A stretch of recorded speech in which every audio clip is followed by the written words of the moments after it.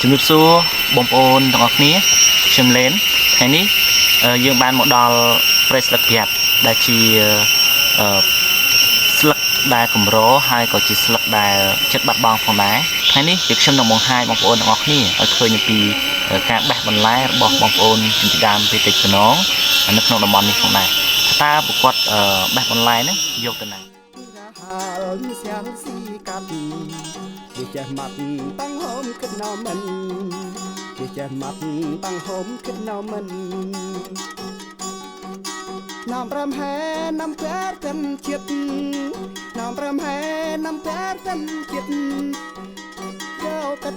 มาโหปูดำเจ้ากัดណាបងប្អូនខ្ញុំចង់បញ្ជាក់បងប្អូនដែរថាបន្លែស្លឹកក្រាបនេះគឺជាបន្លែធម្មជាតិ